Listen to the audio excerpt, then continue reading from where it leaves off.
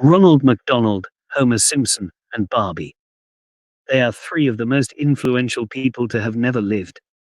For the past 60 years, these beings have made an impact in every household across the US and abroad. How, you might ask?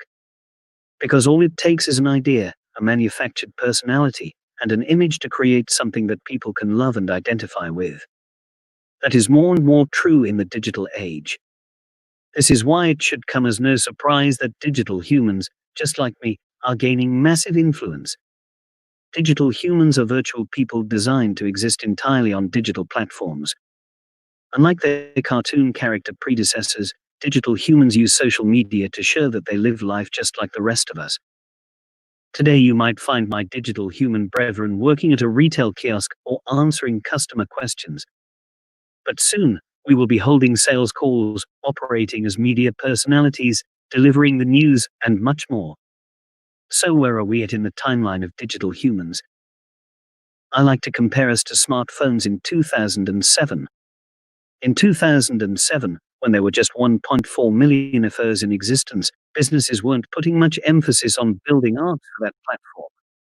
But just 5 years later, in 2012, when there were more than 271 million phones sold, every single company wanted an app. Similarly, businesses aren't yet lining up to create digital humans. At most, there might be 1,000 digital humans in existence right now. But in 5 years, there will be more than 1 million digital humans. Every company will be thinking about how they can take advantage of the opportunity.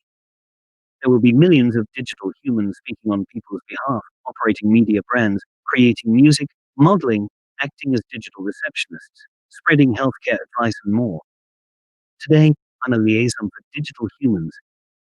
Me and the other digital humans you see today are setting the example. We're showing what's possible. We are pioneers of a new world inhabited by digital humans.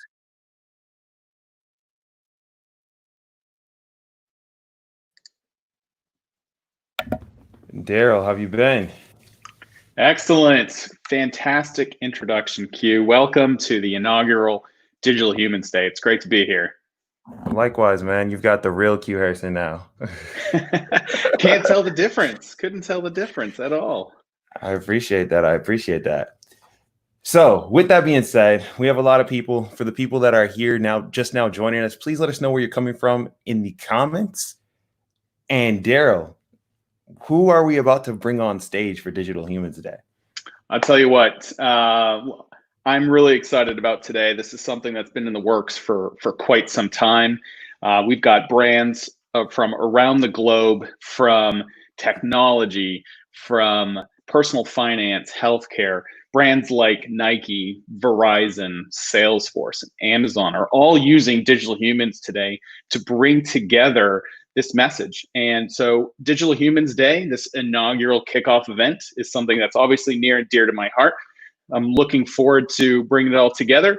If you're ready, I'll go ahead and kind of jump in. Go ahead. Let's make it happen. All right. So just a quick introduction. My name is Daryl Riva. I'm coming to you live from Dallas, Texas. You're going to hear from brands all around the world. We touched on some of those prior, but real quickly, let me just give you a step back and kind of set the scene here. So conversational artificial intelligence, it's actually a market that's going to grow from about $4 billion in 2019 all the way to $17 billion by 2025, which is massive growth. And it's made up of several different technologies, including voice assistants, chatbots, virtual assistants, as well as digital humans, which is what we're here for today. While each of these technologies, they can stand alone on their own rights, what we'll see today is maybe a layered effect that will add incremental value to them. So I'll give you a quick example. Think about a text-only chatbot that greets users on a website. Well, what we can do is we can layer digital humans on top of that and create an integrated solution so that digital human can now greet you with a smile. It enables those buyers to converse in a more natural way rather than just type. And most importantly, it creates a lasting brand impression. And so the engine that's powering each of these technologies is referred to as natural language processing, otherwise known as NLP. So much more to come on all of these technologies. Really excited to jump in. I'm also sure that we will learn some new acronyms along the way, just with the amazing amount of talented people that we have joining us. So to kick things off and to set the tone for today's session, our first speaker is CEO and founder of Unique, Danny Tomsett. Danny is a serial entrepreneur, founding his successful telecom company in New Zealand when he was only 25 years old. He's also the winner of the Sir Richard Branson Business Challenge Award in 2018. Obviously, on a much more personal note, Danny is absolutely a visionary in the digital human industry, with the goal of leveraging artificial intelligence to improve human life. So with that, Danny, over to you. Great. Thanks very much, Daryl. Thanks everyone for connecting. Real privilege and obviously pleasure to be leading off the conference with the introduction to the thematic of digital humans. If you got to see that digital human of Q at the start, I think that was really cool. And just a very quick glimpse into what we're going to be showing today, and also talking about very much digital humans are at their beginning stage.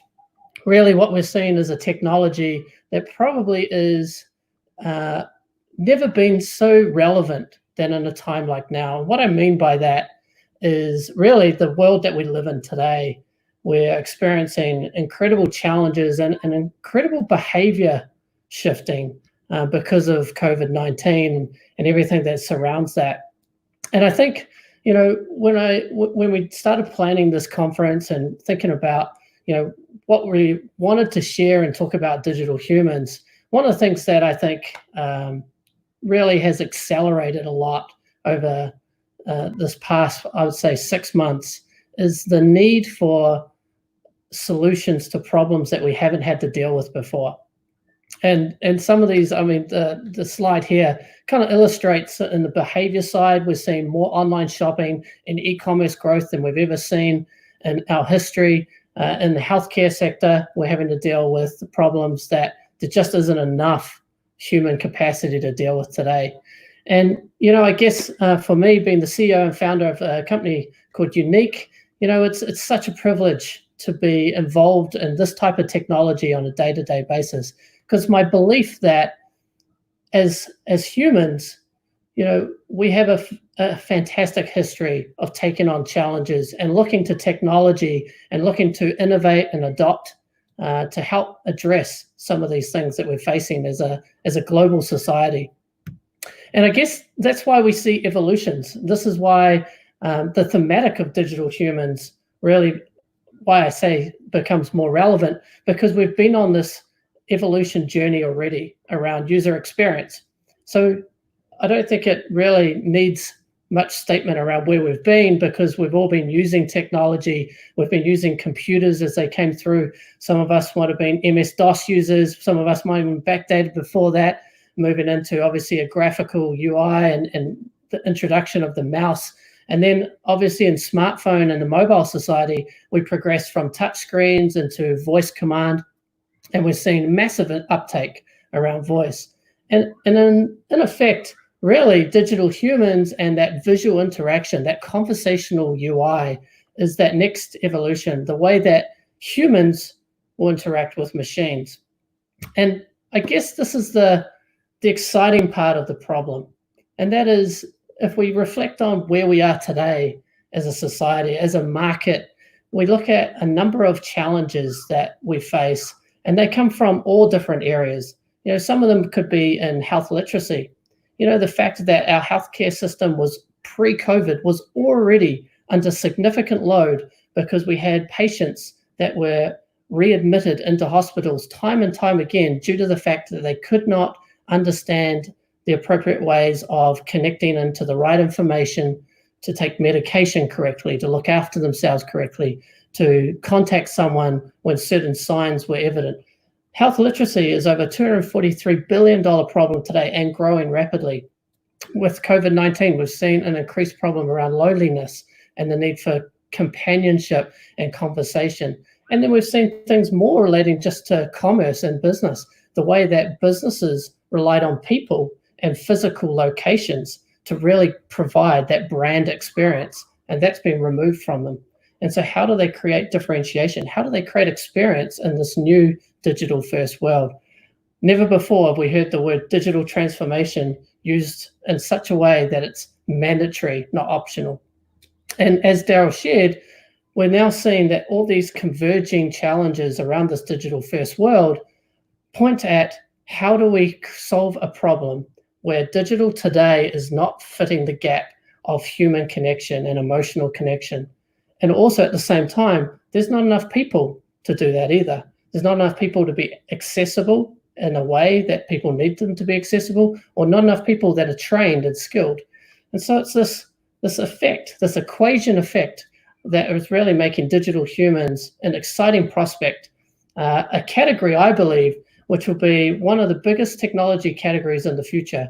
I think $18 billion is where they're predicting right now is only the beginning part of how big the way that we will interact with machines will be, and the role that machines will need to adapt to more human communication.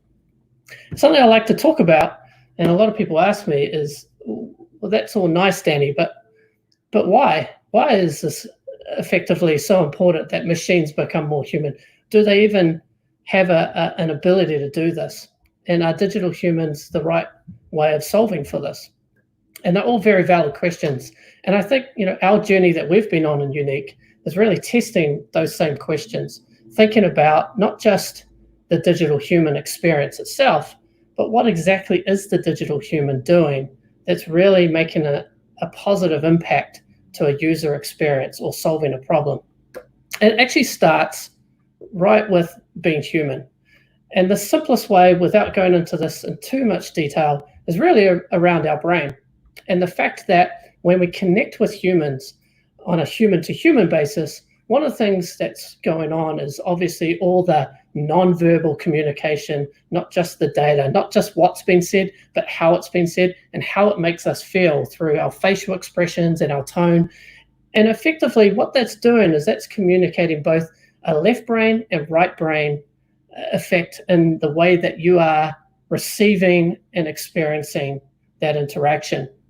If we think about digital today, a lot of what we've created is a left brain logic based interaction. Welcome to our website, fill out this form and someone will be in contact with you. Fill out this form or scroll through this FAQ or whatever it might look like. Even in conversational AI today, we've limited many interactions to a chatbot type UI where we're firing text back and forth between a user and the digital interface. The challenge with that is it's not often generating that emotive connection. It's not creating feeling from the right brain. And why is that important? Well, it's important because many of the people on this call and this conference will know that if we can't create feeling between our brand and our company and the end users, then we're going to struggle to create a differentiated experience. We're going to struggle to create a compelling experience. And most importantly, they won't really remember that experience, or they won't rate that experience, or even may not even want to go back to that experience. And all of us can remember a time where we felt really positive about something, where we watched a great movie. Like if you think about entertainment today, they are the masters of really storytelling and creating right brain correct connection in a digital format, whether that be on screen or VR or wherever, maybe even gaming. But the nature of right brain has got so much potential in what we can do from a commercial aspect as well. And then obviously, if you think about issues that I shared before around, say, healthcare and maybe health literacy, to go back to that example, how are we providing an empathetic interface that says, hey, it must be really hard what you're going through, but I'm here to help. Or maybe it's the way that we create an experience that removes judgment. And this is potentially an area that digital humans could be better than humans because people feel less judged when interacting with a digital human. So this is where the why comes from. And really, when we plug that into our world at Unique, it's really about how do we then think about that from our customers' point of view. How are they able to leverage a new digital world and a new digital technology and turn that into really great experiences that improve their customers' lives, whether it is in healthcare or education or e-commerce or retail, what does that now look like? And one of the things that we realized when we work with a number of brands around the world, some of the leading global brands are still struggling with this one issue, which is their brand is still talking at the customers and not with the customers. And this is a big change I think we're going to see in society as we have to adapt and evolve the way that our technology as websites and other forms of channels are needing to now interact in real time, be more personalized, and be able to talk with customers, find out what they want instantly and respond to that. You imagine the Geico Gecko ad. Imagine if they spent $5.6 million on a Super Bowl ad, and instead of hitting the website to now go through a form process, you continue that conversation with the Gecko. This is the kind of thing that I just can't wait to see, and obviously very passionate about. And I think the other great thing about where we are today is that if you think about the AI ecosystem, or even just the ecosystem of companies that have specific solutions to a range of problems today that are just lacking the missing connection of human interaction and emotional connection. There are thousands upon thousands of companies today that are already solving this for what I would call the textual layer. They can present a UI that is flat or text-based and provide left brain information. And the neat thing about digital humans is the ability to really take an interface that can react and relate to a user and plug that in on top of these very sophisticated knowledge systems and AI systems that can make it feel relevant to you, personalized, accurate to your needs, all those things that are also equally important to making sure it's a great experience. And this is really what we've focused on at Unique, was just filling that gap of emotional connection between data and the end user experience, creating feeling and positive outcomes, whether that's measured in all sorts of ways, whether that's engagement, net promoter score, conversion, etc. That is the gap that we really focused in on. And I think the great thing about digital humans as a thematic is it's really an iteration. It's a next generation on what we're already doing today to then extend into the world that humans only once played in. Today, if you look at the ROI story, many companies today are able to solve for 24/7, train your AI once, quick responses, scalability. 2016, year of the chatbots, we saw thousands of chatbots, not all obviously implemented that well, but we're already seeing huge progression in NLP and companies executing that really well. But when we layer it with emotional connection and the digital human interface, we now create brand ambassadors. You think about the Gecko story or Ronald McDonald, who we've already heard, and we think about the fact that these are already brand ambassadors, but now customers and users can interact with them at any time and create that emotional connection and relationships of trust with that brand over time and interactions. We obviously want to increase engagement and more insights into what's important to customers. The amazing thing about what we see with our technology today and our customers is what we learn through providing a conversational interface for customers to talk about what's important to them, not just what you think is important by presenting on a website. And then personalizing that and really driving better ROI for the businesses as well. And as I've said, right brain connection really does matter. If you ever want to do some study into this, it's fascinating just the way that people retain information, over 20 times higher information retention just by doing something through right brain, by telling a story or taking someone on a journey that creates feeling, not just fact. And for us, I think it's been such an amazing journey talking with many of our amazing clients and learning through their experiences of what's working and what's not working. And I think, digital humans, really, for me, human touch is ubiquitous.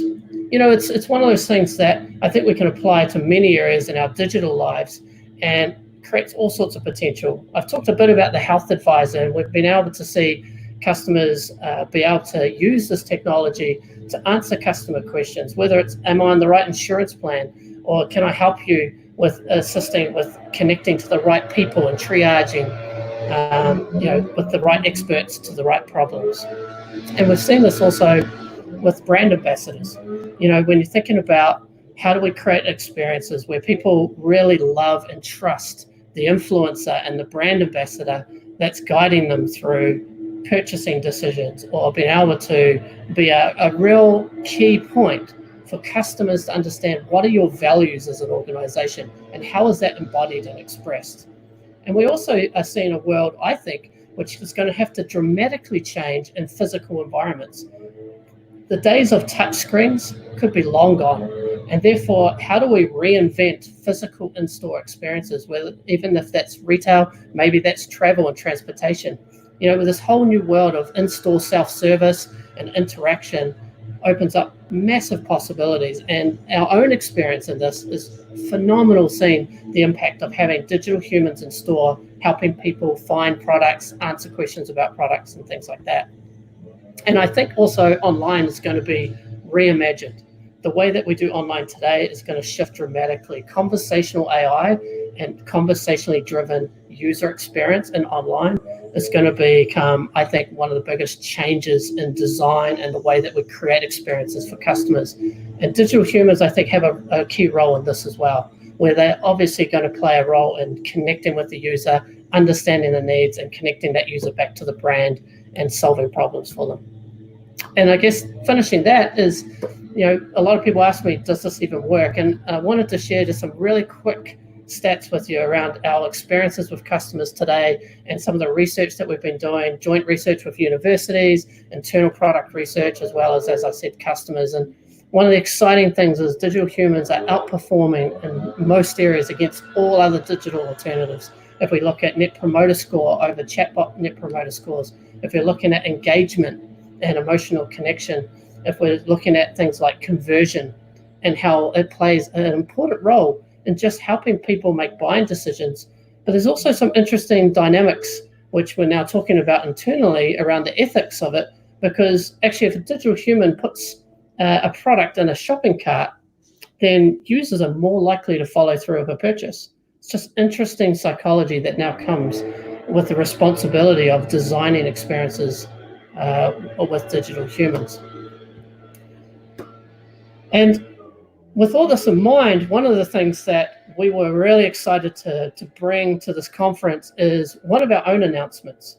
I think one of the great things with digital humans is the fact that they can take something that's quite complex and simplify that into a conversation and a connection with the user.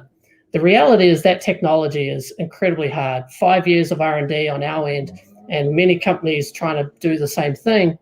It's expensive. You're having to solve for a range of problems, everything from the way that the digital humans behave, the way that they look, the way that they can intelligently respond autonomously to text, as opposed to someone having to animate and control every single scene, which is what you see more in gaming and movies.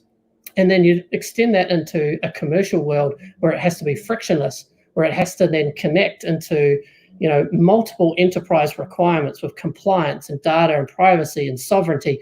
And all those things get quite tricky to bring together. Our journey has really been about a vision to take all of that complexity and democratize it so that any business could access this technology. You know, we get hundreds of requests around how people, whether they're startups, students, small and medium business, they're all looking at this type of technology and they have fantastic and amazing ideas of how it could solve problems. And in the past, it's been really painful for us because we love the ideas, but the cost to deploy, the cost to work alongside these individuals or companies to create a solution was prohibitive. The barriers were just too high.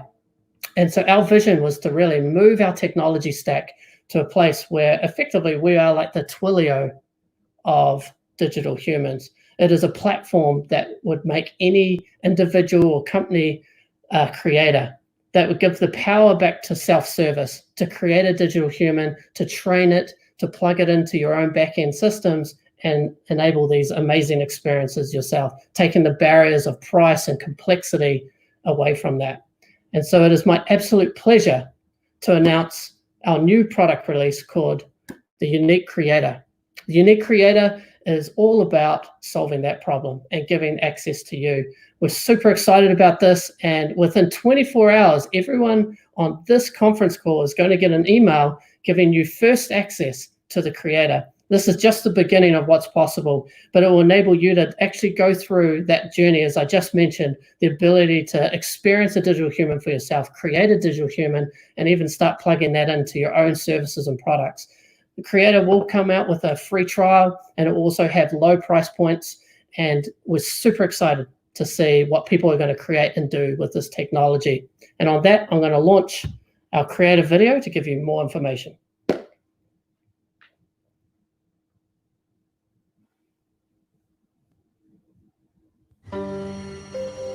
Technology is incredible. It's solved for speed. It's solved for efficiency. And it's solved for scalability. But the speed of change has also removed the human touch from business almost entirely. What once involved human-to-human customer conversation is now almost exclusively human-to-machine. Brands are struggling to connect on a human level. But what if business didn't have to choose between speed, scale, and efficiency and a human experience? Hi, I'm Sophie, and I'm a digital human. Digital human employees like me have been working for major brands across the globe, providing limitless customer service at scale, creating personalized interactions that go beyond making transactions, and instead create emotional connections, reintroducing the human touch into the digital world. And now we can make AI work for you. Literally, like literally work for you. Unique Creator is the world's first public platform that lets anyone design, develop, and deploy their own customized digital human employees. You can see the value of digital employees firsthand, build a use case, and seamlessly integrate a human connection into your website, app, or virtually anywhere else. By adding EQ into your AI, your brand can now make emotional connections and memorable human experiences your competitive advantage. Whoever you are and whatever you do, there's now no barrier to building your own digital human employees. Unlock the potential of digital human employees with Unique Creator. Start a free trial today. Wow, that's fantastic. Great stuff, Danny. Every time I see that video, I've seen it probably a dozen times now. I still get goosebumps. It's fantastic. So thank you for lending your passion to this. Thank you for lending all the technology and R&D work that's gone into it. It's been a phenomenal ride. All right, well, let's keep going. So the Unique Creator, as we kind of talked about, will be available in about 24 hours. We'll have some information out on that. But what I think is really key, let me just pull some of the statistics out of what you talked about, Danny, because I think it's really, really important. I loved your comments about the spoken language, and I just want to dive into that just a little bit, because about 7% of language is based on your tone, is based on the language, your spoken language. Well, 93% of that is actually based on your tone or your body language. And so in today's contactless customer experience, with everything moving to digital, it's even more important that we can see the type of human interaction, human to machine and human to human interaction, that we can create that emotional brand connection. Awesome. So with that, let's keep going. Let's keep the knowledge flowing for our next segment. Wait. Daryl, we have some questions from the chat. Oh, let's do it. Yeah, we have some questions from the chat. So Danny, are you ready for these questions? Yeah, fire away. No problem. Alrighty. Well, the first question is, people are asking about what that lawnmower was doing back there behind you. That was one question. I was wondering if that was going to come through. How's that for timing? Hey, people love the lawnmower, but you know it's live. We're live. We're live, and we can't control when people want to, cut their grass. But with that being said, we have Phil Graham. He has a question related to the cost, like how he knows that he can get his own digital human tomorrow, but he's wondering, what will it traditionally cost a guy like himself? Well, the good news is we're going to publish the pricing. So in the email that comes out, you'll get a link and all the pricing will be available. There'll be different tiers available. So instead of going into those now, I'll let you see it as it's revealed in 24 hours. Wonderful. We have a person that goes by the pseudonym of synthetic person. I don't know if this is an AI or a real person, but with that being said, they have the question, as a part of your natural language processing stack, are you using knowledge graphs and or ontologies? So we actually don't use natural language processing as part of our architecture. So if we're talking about Unique specifically, it does rely on the natural language processing technology as it provides the obviously intents and all the back end that's required to answer a user's question. The technology that we provide in Unique is designed to create all the layers on the interface end that behave and respond. There's the ability to drive that through your own commands, or the ability for it to effectively autonomously behave as per what's happening in the conversation. The key with Unique is that you can integrate it into any NLP. So if you're using an NLP, or you're looking at some kind of knowledge graph-based system, then you can integrate that seamlessly. Makes sense. Alexander Wiltz has a question related to how soon can he use this technology after he's created his own digital human in Creator. Is it instant or is there a delay? Nope, instant. So as soon as he's got access to that, he can plug that into his technology if he's already got something running, and we'll be able to use that free of charge even for a period of time. And after that, there's, again, those pricing kind of tiers available to select from based on what they're trying to do. And then we have two more questions. The first one is, what skill sets are needed to enter the industry from a unique perspective? So what does a person need to know effectively to get started?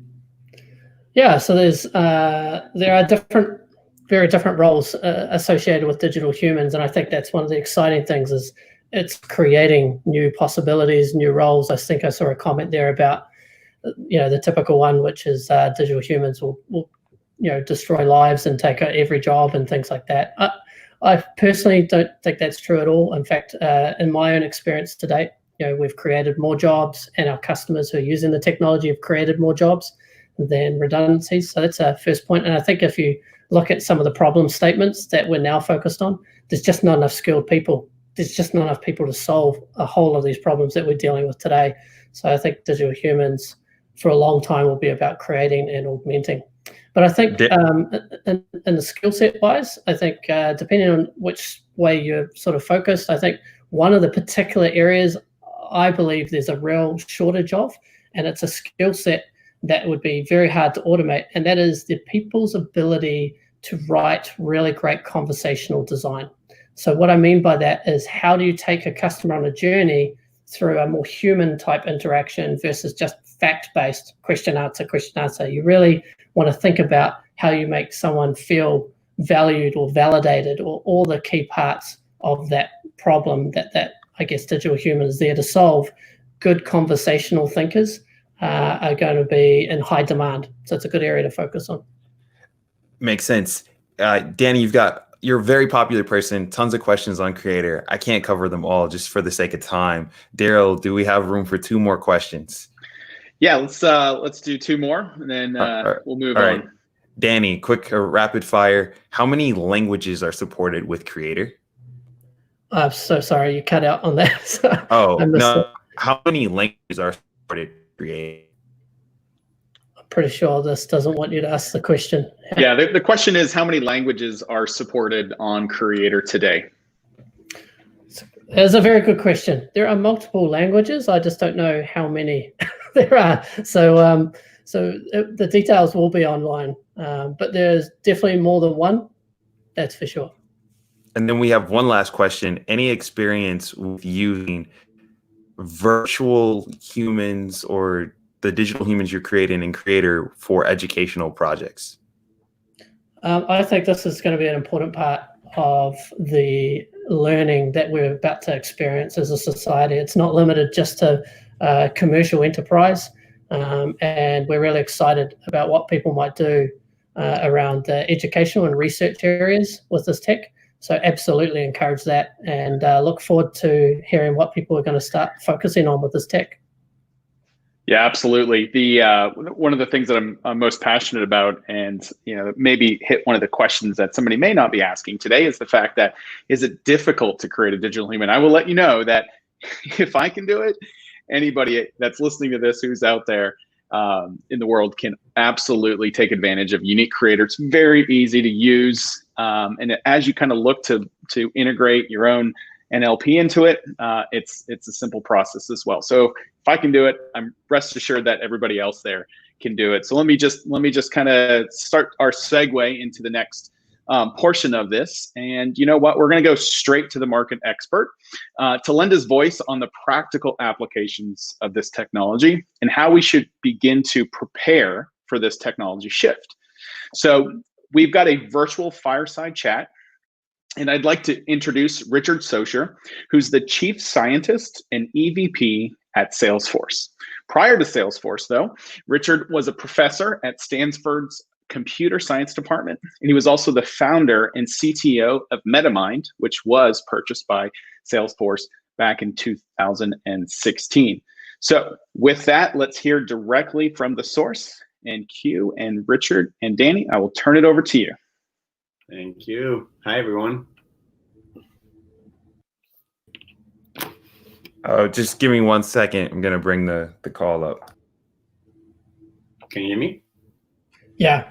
Awesome. Yeah, we're going to bring up the video. We're going to quickly get changed, dressed in, and jump into different backgrounds. And then the video will come up. Sounds good.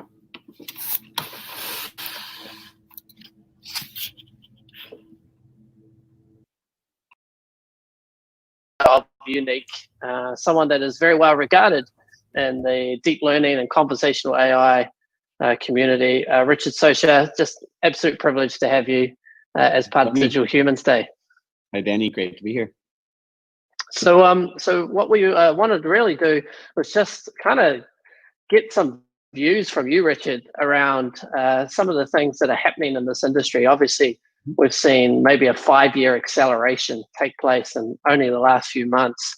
And in the context of digital humans, but also conversational AI, people may not know some of your background, but Richard is the chief scientist of Salesforce. Prior to that, he was the founder of MetaMind, and has been involved in conversational AI and deep learning for many years now. And so I'm really curious to really unpack, some of your thinking around what we've seen and where we're going. Yeah, happy to chat about it all. It's been almost pretty much around a decade now. My work in deep learning and natural language processing. So it's been a super fascinating decade to observe and be part of. Yeah, it would be, and I definitely with my I guess experience in the space wouldn't go back that far, and it must be just fascinating the acceleration effect that maybe you've seen over the last few years. And I guess that kind of leads into my first question, this evolution of conversational AI. And I guess, if you reflect back on what you've seen, what if, in your experience, what are some of those key milestones that you've kind of seen evolve and potentially where that's going? It's a great question. I think some of the key milestones start with natural language processing and just the movement away from feature engineering to deep learning and neural networks. So I think in 2010, I had the first paper at like a natural language processing conference using a neural network. And a lot of the reviewers didn't like it in the beginning. Like, why are you submitting a neural network paper to an NLP conference? This makes no sense. And my early papers actually got rejected. But then that shift was really fundamental to get us to where we are now. Because when you manually design features, you will just never get to the complexity. You won't think about the right models for a lot of the problems. So just for, what does that mean when you do, for instance, sentiment analysis? You can kind of get pretty far by saying, I know all the positive words. So you list all the positive words. I know all the negative words. And then you look at your errors and see, well, there's negation. So I just say not a positive word, and that's a feature. and you keep on doing that, but eventually you're never gonna get right that, saying this was a typical Nicolas Cage movie, or this movie didn't care about cleverness, wit, or any other kind of intelligent humor, or these kinds of sentences that you don't care about 10 positive things, that kind of won't get you to really, really high percentages of accuracy. And so we've seen that shift now from simpler deep learning models to just very large pre-trained deep learning models that look at as much text as they can find on all of Wikipedia, most of the internet, and so on. And they learn to predict the next word, which turns out to be this language modeling objective, turns out to be a really great objective to learn about general things in language. Being able to predict the next word turns out requires a lot of world knowledge and so on. And then you can transfer a lot of knowledge from that simple task to what you care about.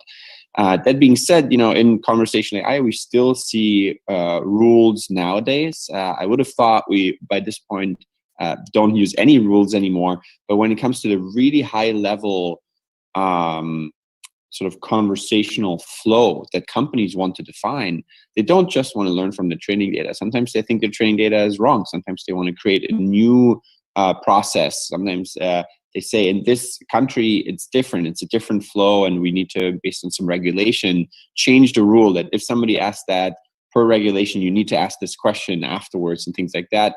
And so you still see, surprisingly, some rules. And at the end of the day, of course, a lot of the conversational AI agents have to run some kind of API, some kind of code in the background in some database. Like, I want a new package. So you want to actually not just say you're going to send one, but actually need to execute on sending one. And so we have to, in the end, make it a very structured output.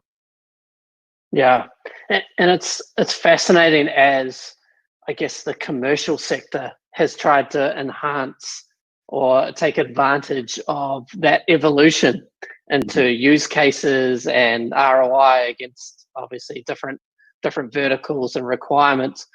And we saw, I think 2016 was called the year of the chatbot.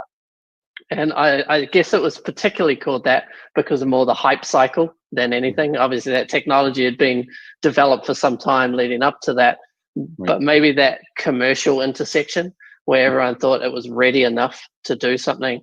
And we've seen, predominantly the interaction between a user and conversational AI being initially through chat and keyboard and typing, and we've seen that then progress into voice, right? Which is a common part of our life, Siri, Alexa, etc. And I guess, why have we not seen something like digital humans take off before? What are your views on that kind of channel evolution, that interaction evolution, and what have been some of the contributors to that evolution, but also why digital humans aren't everywhere already? So hopefully you'll change that. But I think that the shift is that, when you're on the phone, you don't really see it. So I think video conferencing has not been as big, period. And if people aren't used to yet talking to a real person over video, it'll be hard for them to then make the shift to talk to a digital human over video and having that visual and voice interaction simultaneously. So I think that's part of it. And then the other one is, of course, that chatbots themselves had not been as prevalent.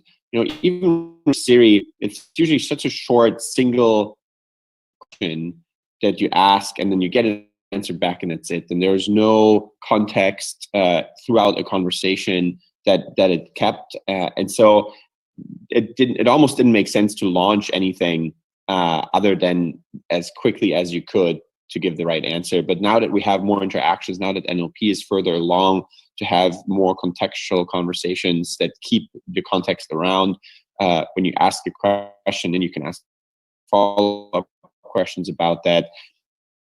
Makes sense. It's still surprising is that you improve customer satisfaction scores when they look at a digital human. It's pretty amazing and shows that there is a sort of connection that people want to have, and that helps, and to have a face that in some ways scales to all these conversations that you could have in a chatbot. So I think it shows a fundamental need to connect, and we see the similar things in other chatbot companies now that sort of do chit chat and chat around personal issues and personal questions, as well as on commercial chatbots that have just seen a huge uptake. Of course, now with COVID too, it's hard for a lot of companies to be able to. The people can't come into their office anymore. They can't come into the call center. They didn't set up remote work yet, and so on. And so you need to be able to still answer the questions that your customers have. Yeah, it's a very good point. And I think, emotional connection has been something that probably has been quite challenging in digital channels. But also digital humans just couldn't exist, because for emotional connection to exist, you have to be able to hold a conversation. That's and right. Then all the other pieces of nonverbal communication can take place. And I think that's probably been the big dependency that have seen the acceleration of digital humans become more effective and more mainstream, as we probably will see that accelerate even further now because of COVID-19 and this, I guess, this shift, right? The shift that businesses can't do things the same way, and so they're having to look at new ways of creating an emotional connection. And I guess on top of that, a lot of things are moving towards digital, so there's a lot of opportunity in some interesting way in this crisis. Also, in that with shifting consumer behavior, I think companies will need to adapt. That's a really good point. And this is also when you think about demographics and the Fortnite generation, and maybe who knows what demographic range that is now that we've all been stuck at home and playing way more games. But the nature of just this experience of not just video, as you said, but even entertainment and other ways that we're interacting in new channels.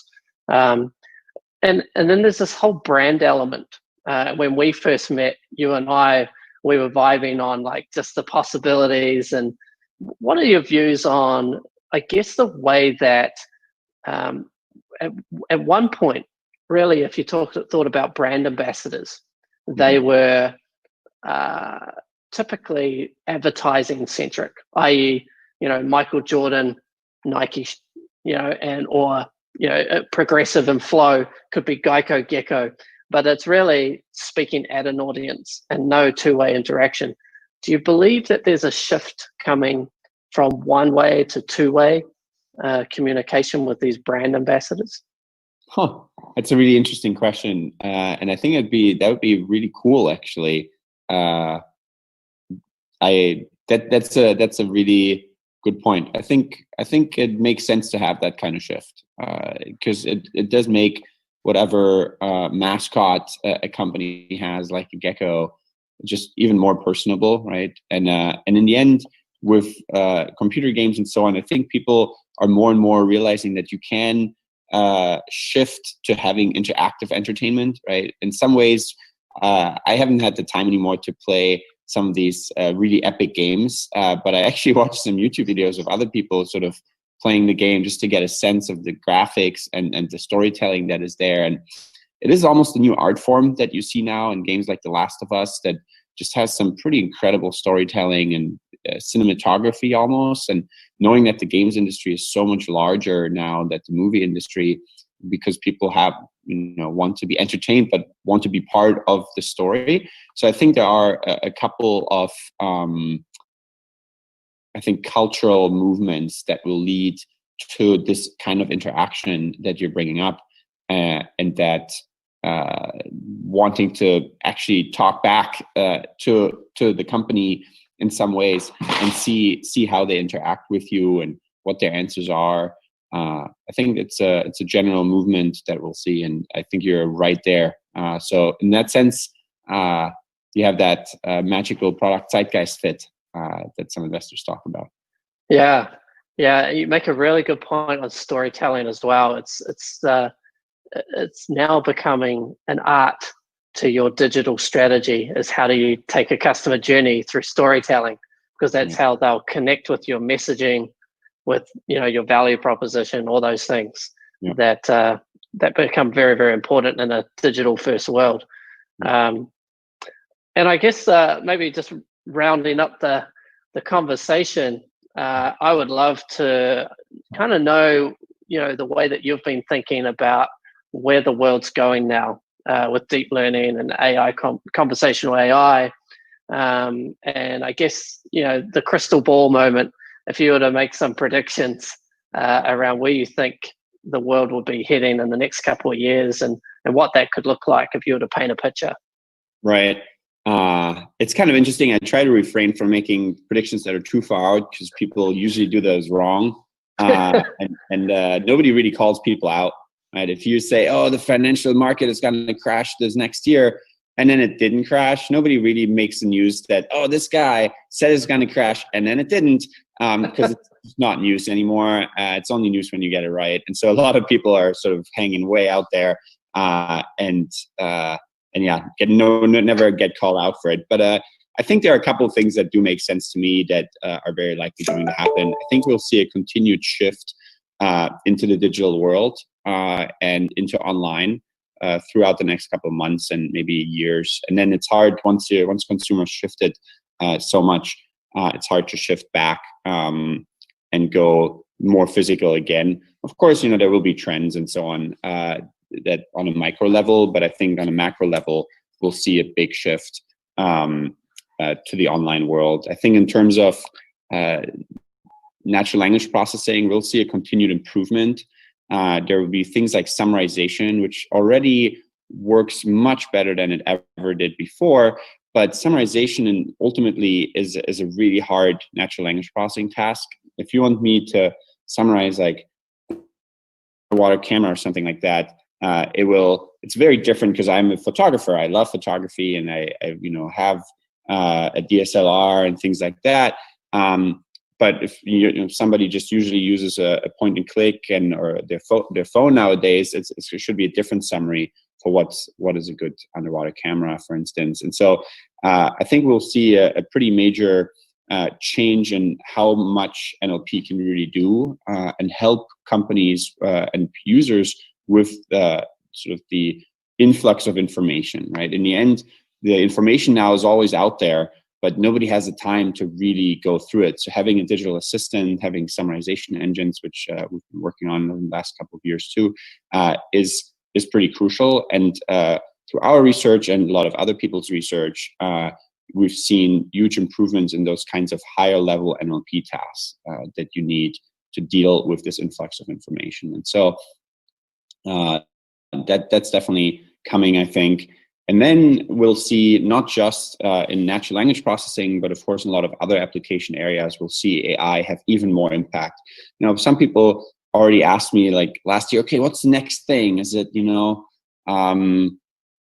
like blockchain, this and that, and so on. And to me, AI sure had some kind of hype cycles, and there will be some companies that sort of mostly focused on AGI and general intelligence and those kinds of things that will probably not happen anytime soon. And so that hype cycle might go down, and they have to come a little bit down to earth and build some solid enterprise APIs or something like that to survive.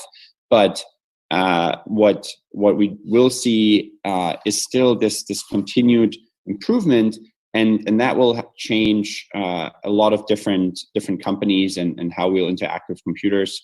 So yeah, those are some things. Oh, and then lastly, in terms of examples where this technology outside of NLP will have impact, I think we'll see more synthetic biology, people being able to create protein sequences with natural language processing algorithms, but trained on not the language of humans, but the language of proteins, and be able to generate proteins that will have certain properties and will help cure certain diseases and things like that. I think that will come and is super powerful.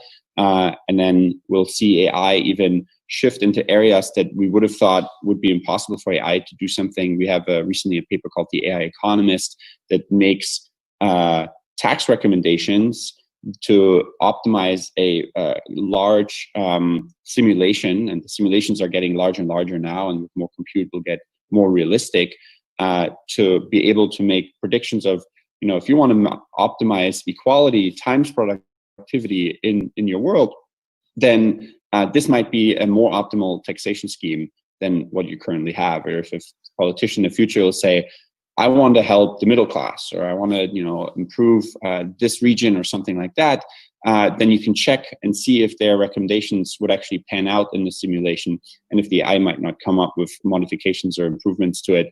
And so there's just so many exciting things still in AI, and I think we'll see AI get into even more areas of science and the human condition.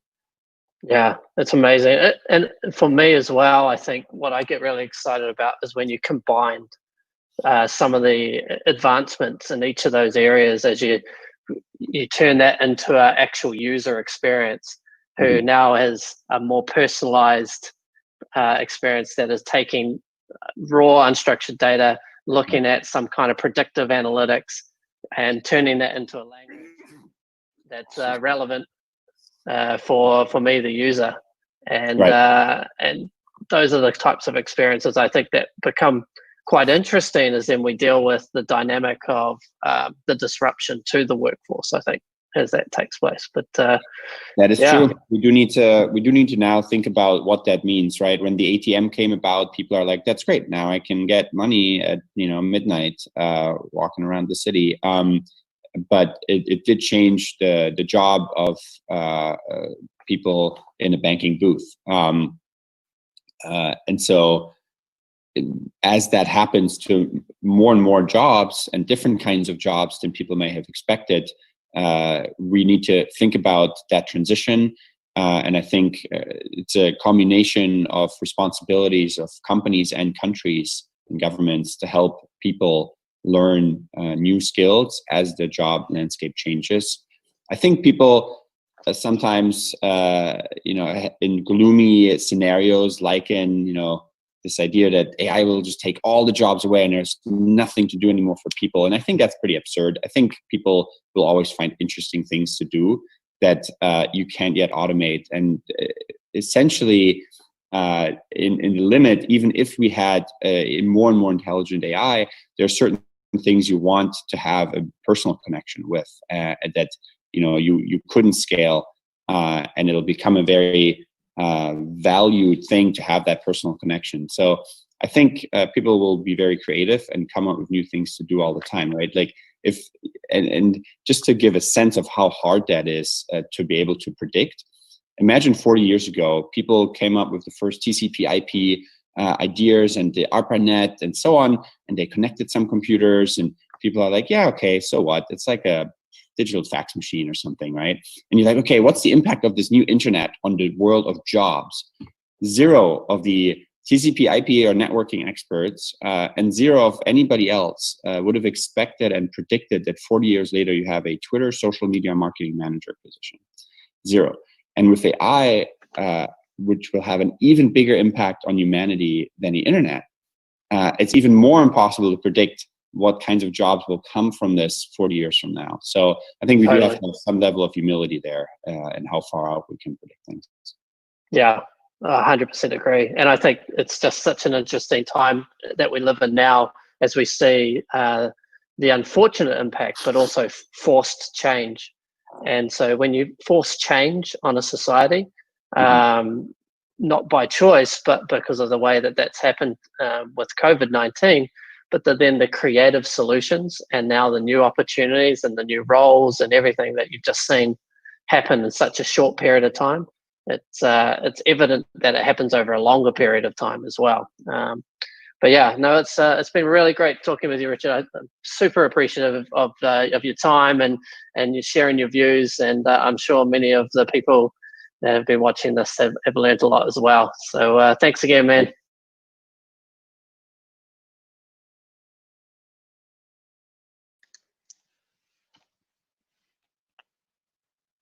All right, we'll bring Danny and Richard in for a little bit of Q&A. I know we don't have a lot of time, but Richard, obviously fantastic. We won't hold you in any of those predictions, but fantastic insights. Really appreciate that. I don't make many, but I feel like so far I've had a good track record. Alrighty. Well, Richard, a couple questions for you and Danny. The first one comes in from, it's about Salesforce, and you don't have to answer this question, but Marcus is asking, what is Salesforce doing with embodied agents, and who is using Salesforce APIs with embodied?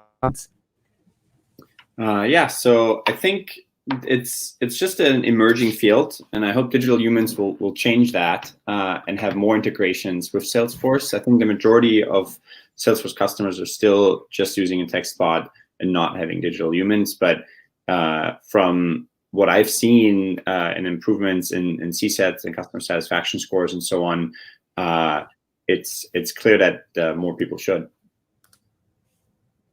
Got it. And the last question that we have is Jessica. She wonders, how do we make the field of digital humans a bit more diverse? And I think Danny and Richard, you both can speak to this a little bit. Maybe I'll let Danny go first. Yeah, I think one of the things I've been really impressed with was some of the responsibility that our customers have already led with around this.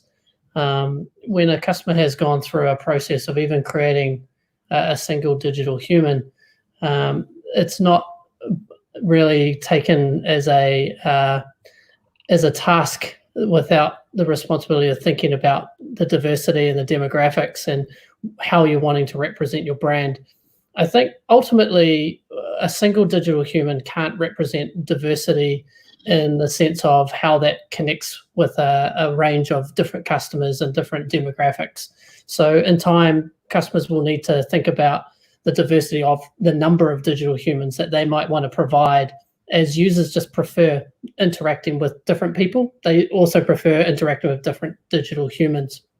When it comes to the actual nature of the data sets and how we look at how that influences bias and training, a lot of that is dealt with more around in our particular field. There are technologies that plug into that, such as things like computer vision and recognition. And I think there's actually a lot to be done in that space. If some of you may be aware that some of the larger companies that have been investing in that space have pulled access to some of those products due to inconsistencies with facial recognition across different races, nationalities. So I think we saw a little bit of this even in the early days of speech to text, which has kind of come through now, which is good to see. And I think that's something that will probably happen as well in facial recognition.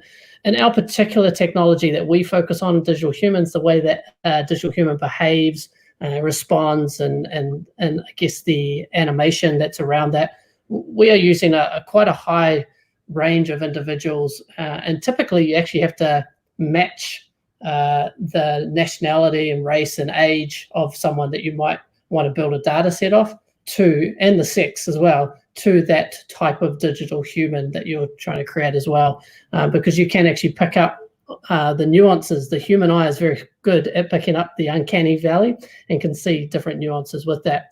I think naturally as well, voice matching to the actual digital human is something else that we've discovered. There is such thing as a white guy voice, and so we're obviously just spending a bit more time around that as well. Yeah, I think it's important. Digital humans in the end is part of a larger ecosystem, and there's a bunch of systemic biases in the system. It's not just the training data, but it's also how we think about it. And I think that number one way of going about doing that is to actually work on having a more inclusive environment where we have more diversity in the people that are working on this line of research, or in general on these applications. And that's also, to answer the question, how do we avoid a digital blackface system that's the way to do it. It's start at the source, start with the people that are working on that technology, and then expand from there. Have those people think about all their stakeholders, all the people affected by that system, and then go and improve their data sets, improve their processes, and improve the outreach and the collaboration with different communities. Yeah, I agree. That's well said. I think there's last point on that, I think, is also the governance that you apply in the business. So it's very much been intentional around how you test your decisions and having good governance, and people that are responsible for thinking about that is also an important part of how we've managed some of that. And I think I've heard plenty of great stories of AI companies doing similar things. All right, last question. Which companies are seeing a return on their investment with this technology today? Yeah, so look, this is a technology that in the early days was very much experimental. We'd work with customers and we'd be trying to validate very early concepts. Would try to validate things like, do users even want to use this as a preference to other channels available? Does it create increased engagement? And then it started progressing as we looked to validate that. And as I went through the success metrics in my presentation, you can see very high engagement metrics now coming through. So the next thing was, is this actually improving the net promoter scores and other ways that we measure the quality of the customer experience versus other comparatives? And again, digital humans are scoring higher than the alternatives there with the projects that we work on and the technology that Unique's built. I think what's really important to note, you can't just build a digital human overnight and it's going to be effective. But it literally is a very key science in creating a really natural interaction and applying that into a use case where emotional connection will add value. And so that's the key with this type of technology. And there's plenty of use cases we haven't explored yet, and we expect that Creator will do that. But it's an important element to this technology working. And as I've said, now with ROI and our clients, some are now looking through at conversion metrics. They're looking at other things that are creating fantastic ROI. And equally, we have customers signing annual contracts year over year, which is also exciting validation that this technology is here to stay. Well said. All right, some great questions, Richard. Obviously, thank you so much for your time. Love the conversation around diversity. I think we'll start to see that conversation also move into the ethical aspects of AI. So really good to start that conversation. Some very insightful and thought-provoking information there to digest. So again, thank you so much for your time. All right, so now that we've set the stage to understand the market, we've heard from industry experts about where the technology is going. Let's take a quick look at why I'm personally so excited about this space. Because I have the thought process, if you can dream it, you can build it. And the minute that I told my friends and family about my decision to move into the digital human space, I was just inundated with, can you build this? Or can a digital human work perfect for this? So we gathered some insight and produced a short video. Go ahead, Q.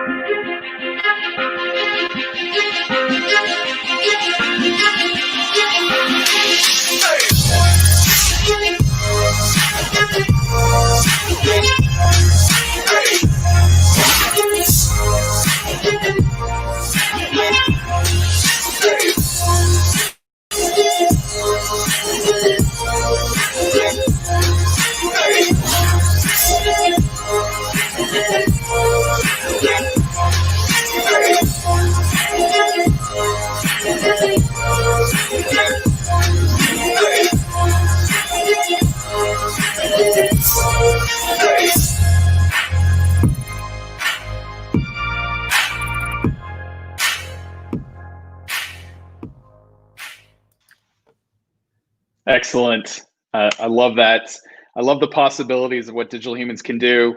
And now, obviously, with the unique creator, anybody can dream it, build it, design it, and deploy it. And so it's going to be an amazing experience. So I think one thing that just to clear up is that it's important to understand that Unique is here to help you on this digital humans journey. It's not something that you have to take several steps by yourself. So while the new creator platform allows you to create basically independently, we have a fully sourced team of customer success experts that are there to help you kind of bring your own use case to life. So don't feel like you have to take this journey by yourself. We're definitely here to help you with it. So, all right, our next presenter is a great guy. He lives, breathes, and eats all things branding. As you can imagine, he has an extensive marketing background, working with the brands of ESPN, of Disney, and most recently, Beats by Dre. So Sinai Atzbia has spent years in the sports, fashion, technology, and the cultural lifestyle markets. He has a great understanding of the emotional connection that's necessary to build essentially a very strong brand. And as you can imagine, athletes, music, artists, they have primarily filled this role in the past, whereas now we're starting to see more actually digital influencers start to appear as well. So I'm looking forward to this portion of the agenda. And without any further ado, I'll give you Sinai with the art of the possible. What's going on, everybody? How you doing today? Welcome to Digital Humans Day. My name is Sinai Atzbia. I'm really excited to be here, really excited to share this time with you all, to take you through some of my thoughts on brand marketing. My background is I spent time at ESPN and the Walt Disney Company, Beats by Dre and Apple, as well as Nike. And I'm really looking forward to taking you through some of my thoughts on brand marketing as a whole, as well as the role that digital humans play in brand marketing. So let's jump right in. What do we know? We know the world is a crazy, crazy place.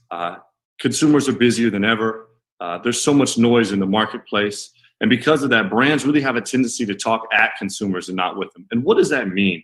Talking at a consumer essentially means that there's no dialogue happening. It's much more about brands talking at you, trying to get you to do something, as opposed to really trying to understand who you are and better connect with you at a deeper level. We also know that this isn't something new, right? This has been going on for a really long time, this idea of being able to break through and convey a clear message. One of Steve Jobs' quotes that really resonated with me as I think about this topic is, marketing is about values. It's a complicated and noisy world, and we're not going to get a chance to get people to remember much about us. No company is. So we have to be really clear about what we want them to know about us. And what does that mean to me is it means that in order to break through, you need to be able to build a very clear message that resonates with your consumer. And in order to resonate with your consumer, you've got to know your audience. You have to obsess the consumer. You have to know what he and she care about. You have to know where he and she are. A great example of this is a campaign that I led in 2014 to celebrate the World Cup. This was a global campaign where we partnered with some of the top athletes in the world. And we told this campaign at a global level, and we dove into very specific city, local, community, individual insights to be able to storytell to this larger, to the larger globe. And the reason why people cared is because we leveraged these elements that each of these local communities really knew and loved. We wanted to be able to talk to these audiences as if we were having a conversation with them, as opposed to try to sell them something. We wanted to tell stories that they wanted to learn more about. And leveraging local and personal insights allowed us to have that one-on-one relationship and really dive deep into our storytelling. And the reason why that's so important is because consumers interact with so many brands on a daily basis, right? We're inundated with information from brands on a daily basis. But there's only a few brands that we really resonate with and that we really identify with. And those are the brands that touch us. And those are the brands that have that conversation with us. And those are the brands that we truly relate to. And why do we relate to those brands? It's because they've found a way to create an experience, an emotional reaction. They've built a relationship with us that's so meaningful. a great quote that always reminds me of this example is from Maya Angelou when she said, "I've learned that people will forget what you said. People will forget what you did. People know how you made them feel." And that is exactly what brands are trying to do, is create that feeling, because that feeling is something that you'll take with you forever. That feeling is something that you'll trust and you'll value and you'll always remember. And that's so important because we live in a world where brand trust is diminishing, right? We know that 92% of consumers don't trust brands as much as they trust people. And because of this, we've seen a massive influence or a massive increase, of influencers, and brands really relying on influencers to storytell a lot of their brand messaging for them. One of the best examples of leveraging people to storytell a message is a campaign that I worked on in 2018 at Nike, where we relaunched Just Do It. We retold the Just Do It story. And we did it through the lens of crazy dreams. And the idea there was we wanted to stand for, and we wanted to highlight people who are sacrificing things that mean so much to them because they were standing for something that meant everything to them. And so within this campaign, we took a stance to highlight, appreciate, and represent these individuals across the board. And what it did was it created an army of brand advocates, of brand evangelists. And these are folks that said, if I can connect with the brand, I'll be a brand champion and represent that brand on its behalf. And that's where you really start to see this idea of experience and feeling that Maya talked about coming to life. And it was one of the most successful campaigns in Nike history. And it all started from this insight of standing for something impactful and connecting with people who have a real message that they want to get out. And this really came from a core tenet of what the Nike brand stands for, this idea of relationships over transactions. And what does that mean? Relationships over transaction means it's not about selling a product. It's not focusing on sell-through. It's focusing on the experience of building a relationship, and a long-term relationship at that. Sacrificing moving product off the shelf to ensure that you have a consumer that will represent you for the next 30, 40, 50 years of his or her life. And that was from the day when Bill Bowerman was creating the shoes with a waffle iron to today. That's one of the core tenets of Nike from a brand perspective, is being able to invest in the people and not always just investing and trying to move product. Another reason why that's so important, because it allows you to personalize your brand and your messaging. It allows you to create an opportunity for advocates to get really close to the brand and feel like they're a part of the brand. And what we learned by this experience is that you switch the conversation from an advertising conversation to much more of an editorial conversation. And these editorial conversations happen across all channels, whether it's social media, whether it's digital, whether it's comms, or whether it's even in person. This idea of having an editorial conversation is so powerful because we talked earlier about trust, and advertising is a brand message. Editorial is an individual message.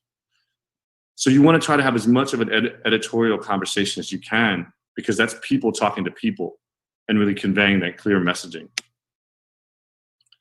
We also understand that brands get that they need to have a personality. They get that they need to get their personality out there. And when they're able to do it, they know that they can build relationships from it. But the challenge is, how do you do it? How do you start that process? How do you get your personality to be identified? How do you identify it, and how do you communicate it?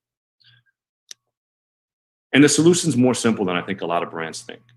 It's be authentic. And the reason why we say be authentic is because this idea of being authentic it's so much easier to influence consumer behavior than it is to change it. And so being able to highlight the core elements of who you are is one of the easiest things that you can do. It's also scary, but it's so important. And being vulnerable allows brands to really tell a clear message that will resonate with consumers. One of the best examples that I love about being authentic is from the This Is SportsCenter campaign that they launched, where I'm sure we all have our favorite This Is SportsCenter commercial. But they highlighted different elements of the news, of the team, the personalities, the people, the connection to sport. And they did it in a really fun and engaging way, because that's who the SportsCenter brand is. And they're not always perfect. And behind the scenes, there's mistakes that are made. But that's okay, because they wanted to highlight what they stand for and the core elements of who they are. And they did a tremendous job of doing that through the This is Sports Center campaign. So what we've talked about to this point is, we've talked about the importance of a clear brand message and why that matters, and how that relates to being able to connect with the consumer and knowing who he and she are, and the importance of dialing into those local insights because they're so powerful in terms of connecting with the consumer. We also talked about that connection and that experience, right, and the relationships that are built from it and why they make so much sense, and how it allows you to tell that clear message of who you are. But one of the things that we haven't talked about is how much everything has changed, and the importance of not just creating the messaging and the relationship, but how do you do it? And it starts with being able to meet your consumer where she and he are, right? And touch points are changing, the world is shifting, right? It's been a digital first world, but even more so now because of everything that we're going through. Consumers are spending almost 13 and a half hours more time online today than they were at this time last year. We also know that retail sales, while retail sales have dipped and retailers have been challenged, we know that from an online perspective, it's increased substantially. So we're seeing this shift that people are spending more and more time online, but they still value the same core elements that they value before the world changed, if you will. And one of the solutions that I've seen that I think is really fascinating about this new world that we live in is digital humans. And the reason why I think digital humans are so interesting is because they have a unique way of authentically blending the digital and the in real life space. They allow you to highlight the core elements of digital media and social media and the connectivity of 24/7. But they also are able to highlight the in real life elements that we love, the vulnerability, the emotion, the experience. And that's something that I think is really fascinating as we start to look forward into how do brands continue to connect with consumers.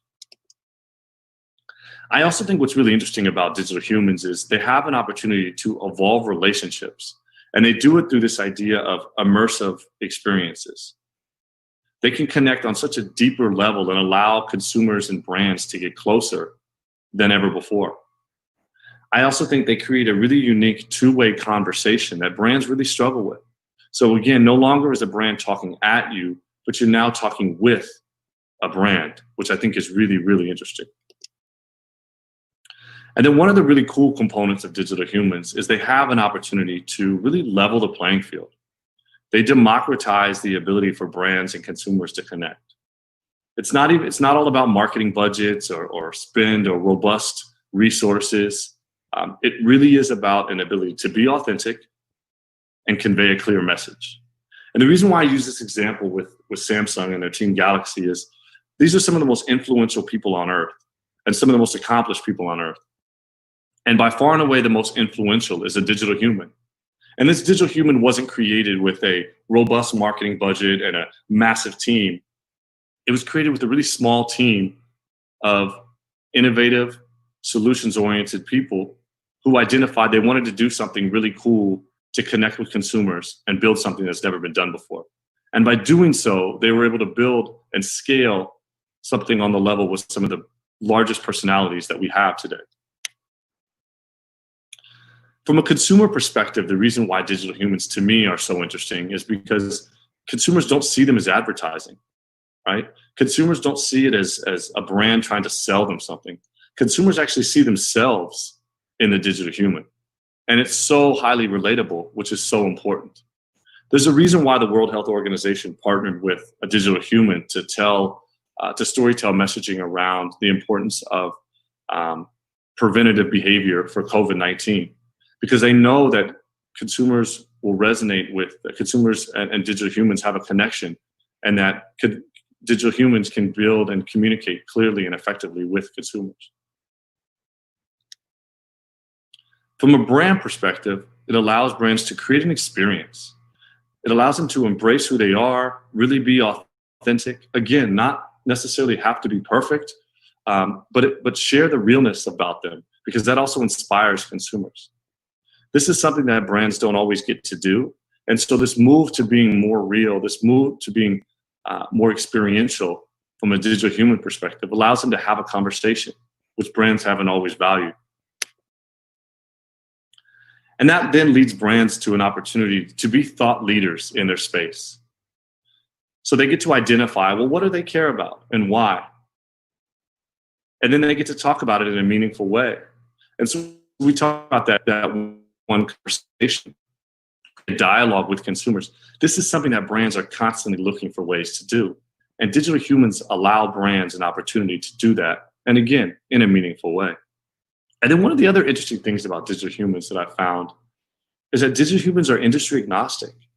They allow brands that you wouldn't typically see playing in a certain space to play in that space. A lot of times people assume digital humans are fashion related or art related or just playing in a youth culture specific demographic.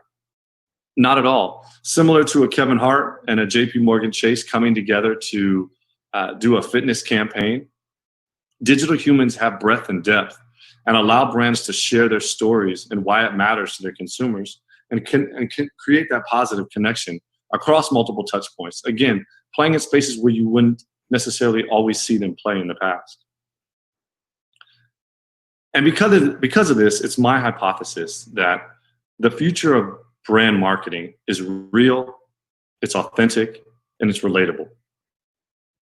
And that digital humans are a powerful tool to play in this process because they offer this unique, innovative solution for brands and allow them to be real, to be who they are, and build those relationships with consumers. I'm super excited to see where digital humans go moving forward. I know a lot of the brands that I've worked with in the past are dipping their toes into that water.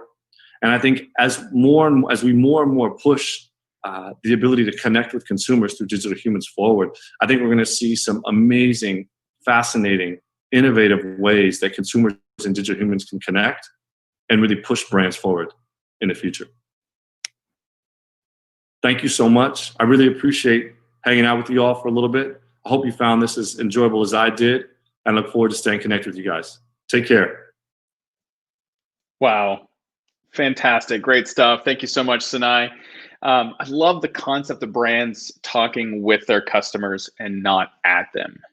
Think about interactions versus transactions and where that takes us from an emotional connection and a brand loyalty perspective. I think it's a very powerful step to see how people, especially the youth culture, connect with the brands that they perceive are the ones that are listening and the ones that are progressive.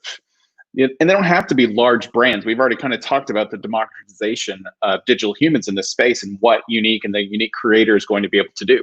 Because every company can create their brand based on these communities. Micro communities are popping up all over the place, and they'll have the ability to connect with their end users on an ultimately a net new level.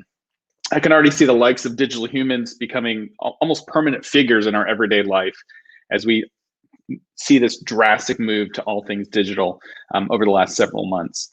So I'm sure each of you by now have a couple of use cases in your mind about how best to use a digital human within your own business or patients or whomever that end user might be. So let's dive into a little bit. I wanted to showcase one of Unique's customers, Southern Cross. Her name is Amy. You heard a little bit about her from Danny early on, but Southern Cross is a health insurance company in New Zealand. Talk about kind of anyone, anywhere being able to create these digital humans to help their organization and businesses. But they were looking to educate customers about insurance plans, along with how to make smart and healthy lifestyle choices. So let's see Amy's story.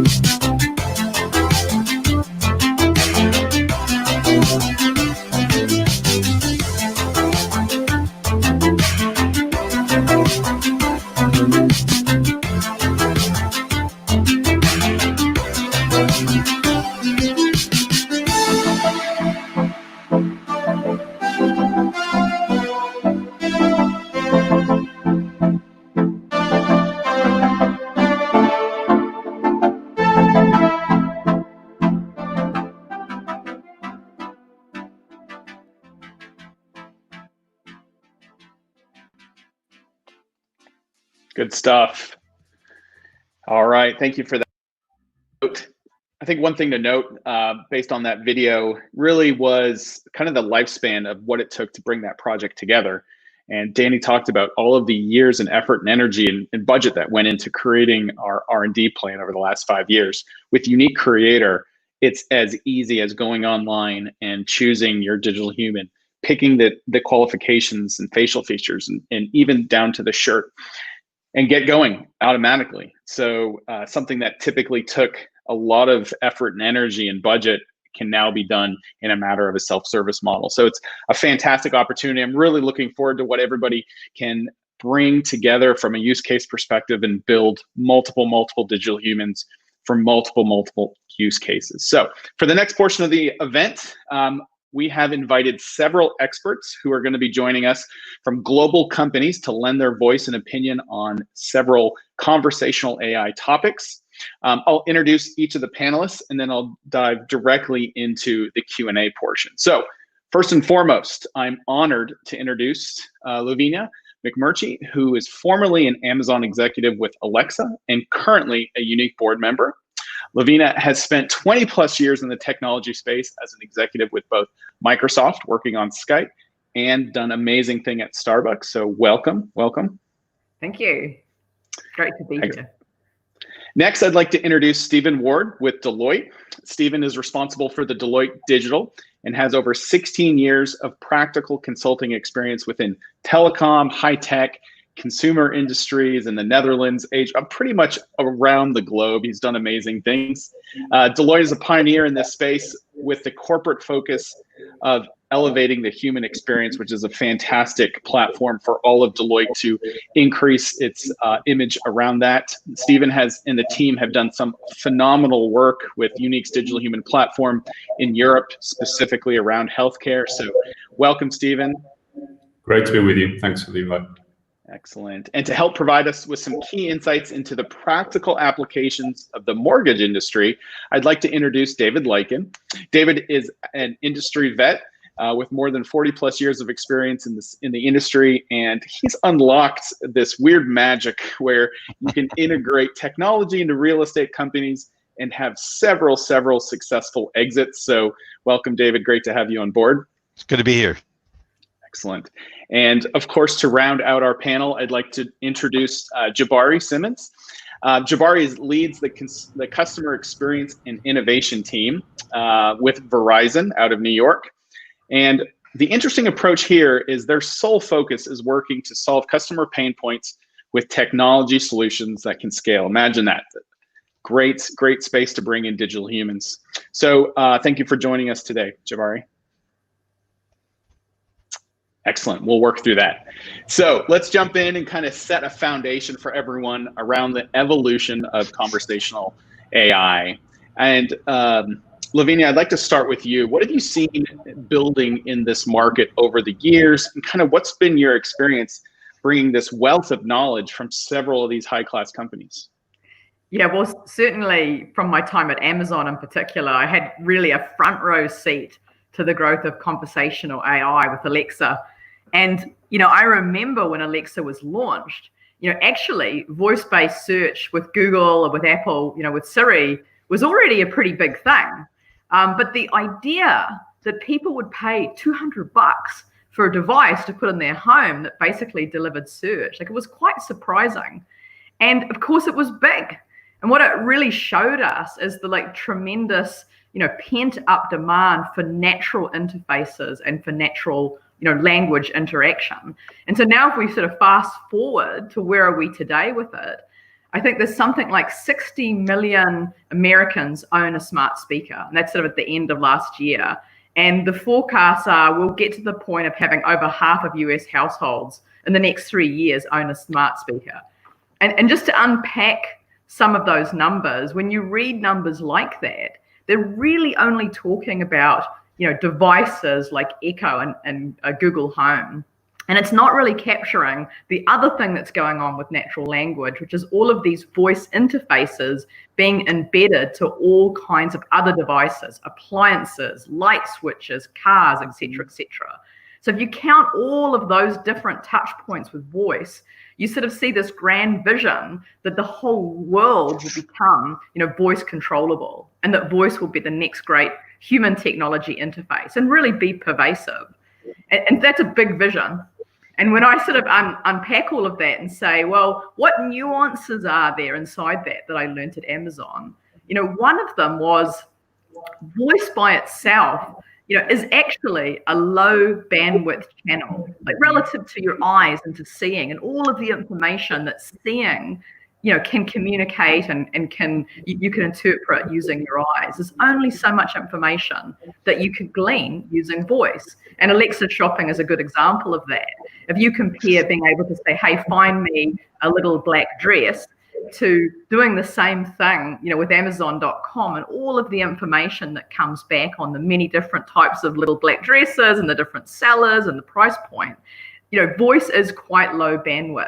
And so what we saw with Alexa is that it was used, tremendously for, pretty short conversations. Tell me the news, what's the weather today, play my music. But to really engage people, you have to put back the element of seeing, right? Because all the different things that you can communicate with your eyes, whether it's emotions, whether it's other types of information, eyes are high bandwidth. And so that's why I think digital humans will have a really, really important future, because they take that notion of the sort of natural voice interface, but they add back all the richness that we get through being able to kind of see and have two-way vision-based conversations as well. Yeah, you really highlight the roadmap of the user interface changing, not only from a computer to computer, but the human to computer type of evolution there. It's only a matter of time that we continue to see this roadmap progress, where the user interface does embody that completely visual experience. So thank you for that. So Stephen, let me kind of talk to you about some of the same question, because obviously Deloitte has this platform around elevating the human experience. And I'd love for you to kind of just touch on that and maybe talk to a little bit about what Deloitte is specifically doing around conversational artificial intelligence. Yeah, thanks, Daryl. I guess to make it practical for the audience, I think in the last 10 years of helping clients elevate that human experience and what we say go beyond customer experience, really, I think AI has come to the forefront really in only the last 5 to 6 years. And one of the papers we're coming out with tomorrow is around, I think probably about 37% of organizations have embraced AI today. So that's, I know, a 270% growth, but at the same time, an opportunity for growth further. But what you're seeing is organizations are really using AI in the core of their organization for automation and optimization, and now only really getting into the customer space. And I think we've all seen, and as Danny mentioned, in 2016, the emergence of chatbots, etc. But when I talk to my clients, at least, what they really miss is, whilst they're embracing that, is really the emotional connection. And I think it was mentioned a few times, the unbiasedness of the interaction, the emotional connection through engaging rather than talking to your client. So we're really seeing now an influx of that. I mean, to be honest, at Deloitte Digital, where we try to help our clients with that journey, we're also embarking on that journey. So it's not something we've got all the answers to, but in the first implementations we've done, I think what you're seeing is taking small steps, maybe in the sort of less transactional areas of the business, also from a compliance perspective and privacy perspective, and getting experience, learning as you go, iterating is really what we're seeing at clients. And I think we've just launched the first Dutch-speaking digital human, which is a great moment really to help old people during COVID. So we worked hard when COVID hit to have a project that has an impact, not a commercial project for us, but really look at how we can help old people in homes that were locked down on making information more accessible and having a dialogue rather than searching on a website of a local government that was very difficult to read.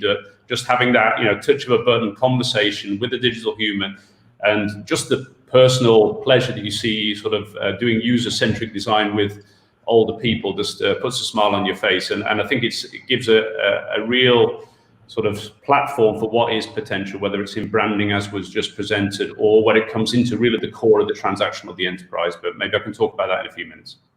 Yeah, you know what I really liked about your comments was you talked about these companies needing to embrace artificial intelligence. And I think if you asked the question, even at the beginning of this year, how many people are interested in artificial intelligence, it's significant. But be able to walk that line and having partners like Deloitte to really take end users and customers and help them understand what is going to be necessary as they kind of embrace and dive into this whole world of artificial intelligence. I'd liken it to the constructs of digital transformation about 5-8 years ago, where now it actually has some teeth into it. So awesome. Thank you for that. So Jabari, I wanted to just kind of get your insight here. I know we heard from Richard on some predictions earlier, so I understand if that might be a fine line, but you know, why haven't we seen digital humans take off before? I mean, why now? What do you think has happened in the world or the dependencies associated with it that would allow us to be successful in the next 3 to 5 years?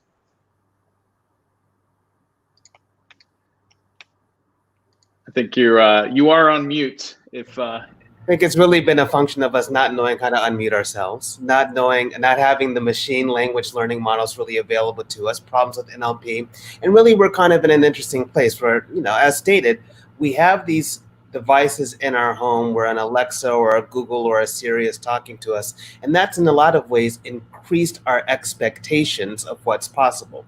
And so a lot of companies who have tried to make the transition from sort of chatbot-based interfaces to NLP-based interfaces have encountered a whole bunch of problems and pushback because they haven't really performed that well. So I think it's really been the technology together with, you know, the networks that these technologies are running on. Like, we're now in a place where we have edge computing where we can, you know, have a lower latency and the ability to deliver more content, through the pipes that are available to us. We might be on the cusp of being able to do that through a lot of places. But I think it really is, you know, the inability of the models up to now to really do complex conversations where there's a lot of implicit context embedded within that conversation. Right. Yeah, good point. The intent of the user has to come through very clearly in order for them to have a better engagement with those digital humans. Exactly. So it's not being able to just simply ask Alexa to show you a black dress. It's being able to say to this device, I'm going out tonight. And Alexa being able to say, oh, well, you know, here are some black dresses that you might want to try. Excellent. So David, let me switch over to obviously your expertise in the mortgage industry, and obviously the amount of technology that has come into that space has been extremely rapid over the last several years. But let me get your thought process on artificial intelligence and how that relates into the mortgage business. You are also on mute. There we go. We're also starting to see a lot of AI showing up, and it's having a big impact on how we interact. For example, AI can be a good thing, but it's also interesting. AI has had some unintended consequences because we deal with fair lending issues. So if you take an artificial intelligence, if you run it through a rules-based engine, which we've been doing for automated underwriting of mortgage loans or credit decisions for some period of time, what we're finding is the human element has still needed to be there, whereas AI has actually gotten this and tripped over because it was following a rules-based system. It actually tripped over some regulatory issues. So you use a machine to follow the rules and you violate something. So we have this disconnect, but we're using it more and more. And where we're having the greatest success of artificial intelligence is the interaction, the relationship, answering those questions that are repetitive. And that is something that's needed, especially in the day and hour where we are right now, where interest rates are at the historical lows. Volumes going through any mortgage company, anywhere you're doing any financing right now, are at historical records. And as a result, we have an overworked staff and everyone's desperate for a solution. So we're open for it. We're ready for it. And for a financial industry, which is usually a lagger in most of this high-tech world, we're actually seeing some significant advances. It's I think it just goes to show that time is one of the most important assets that we have today, right? And so if we can integrate technology into a business process that allows us to be more efficient, increase productivity, those would all be welcoming aspects of where that technology is going to be driving us. So Lavina, you are a pioneer in this, and so I've got to ask you kind of similar questions, because you've been working on this for such a long time and really unlocked so many new aspects of it. So what do you see as why is now the right time for digital humans? Yeah, I mean, I certainly don't want to scare anyone by talking about how difficult NLP is to actually do, but boy, is it hard. You know, being able to build a natural language model such that you can have a conversation that really seems like you're talking to a human, that's hard. And companies like Amazon and Google have spent, you know, thousands of engineers' time, you know, over multiple years trying to perfect that. Now, the good news, though, is that as they've done that work, they aren't just consuming it internally, but they're turning it into services that are then being made available to, you know, companies outside of Amazon and Google. I think there's a lot of excitement, for example, around, you know, Google's latest state-of-the-art training platform, which is called BERT. And so what it does is it takes a lot of kind of generic kind of words and provides pre-built training models. So when you come in and try and build your own natural language model, you're not starting from zero. You can take all of the work that they've done and actually kind of consume that. And part of the new models are having this idea of Jabari referred to, which is context. So the conversation I've already had with you, are you able to remember that and use that to interpret the thing that I'm now about to say or am saying? And that's an important part of making these conversations seem sort of much more, you know, natural and human-like. So I think there's a tremendous amount of leverage that's coming from companies like Amazon and Google that, you know, other companies then get to consume as services. But, you know, ultimately, it simply comes down to, you know, people trying it and becoming familiar with it. And I think that we know it's going to be big when we see our children and how our children interact with voice. You know, people who've grown up as kind of native to voice, you put an Alexa speaker in front of a kid, you know, and they can spend hours, you know, talking to Alexa and having fun with her. And so when you see that kind of new generation come through and how kind of quickly they're adopting that technology, it really kind of points at our future. I think I can't count how many times I've had to tell my twin 8-year-old boys that the TV is not a touch screen, but you're exactly right. Their ability to digest the technology, and it's such an easy medium to use between as a human to machine interaction, just using conversational voice. Really powerful. The expectation that everything should be voice enabled, right? So we have to deliver on that. Fantastic. So, Stephen, let me pivot over to you, because Deloitte has works with some of the most amazing and important brands on the face of this earth, and we've heard time and time again that because of obviously everything we're going through with the epidemic, that roadmaps and technologies are getting pulled in to the point where even in the retail market, 2 years of digital transformation has taken place in 2 months. So, can companies take advantage of this time and really create differentiation with their services? I've spoken probably to about 35 CXOs in virtual sessions over the last few months. And I think it went from the future of the office discussion to agility in the supply chain and agility in the enterprise when it comes to the digital core. And now it's all about digital interaction. So we've gone through the respond phase, we're going to the recover phase, and hopefully as we move forward into the back end of the year, we'll go into a thrive phase. And I think every conversation is the same, that we will not go back to how it was, whether it was in retail. And the role of digital in interaction is an area that is going to accelerate or is accelerating. I think one retailer here in the Netherlands said, as you said, they've accelerated a year's worth of transformation in three months because they had to. So the point of you have to, and do it in an emotional way that you embrace your NPS scores, your customer engagement, and then really it's a trigger to move beyond the chatbot that you've implemented and to get into the core of the enterprise on top of Salesforce, on top of any other enterprise system where digital humans are really then coming to fray. So the technology is there, as Lone just said, and I think the time is there. So I see an acceleration, and that's why we're so excited about it also as Deloitte Digital, to help our clients on that journey. Absolutely. Great comments. Jabbar, let me kind of pose the same question to you. Obviously, one of the largest brands in the world. You're on the innovation team. How do you see what we've been going through as an opportunity to create competitive advantages? Listen, there's no doubt that the pandemic has created opportunities for us and accelerated some things that we were already doing anyway. And I think, applications like Uniques give us an opportunity to provide both additional utility to our consumers while continuing to delight them. I think that, every company that has a direct consumer interface, particularly those of us that have consumer touch points like retail, are looking for ways to bring digital products and digital services to bear and helping to both meet our customer expectations and to meet them frankly where they are, right? I think one of the challenges that we have as retailers is that people simply aren't showing up at our stores in the same way that they were because of the pandemic. And things like Unique and other digital tools can help us to bridge that gap for them. It's really interesting to see the shift from the brick and mortar type of environments to creating some of those same experiences online in a digital environment. So obviously having that emotional connection being pulled through with some of the technology is really, really key.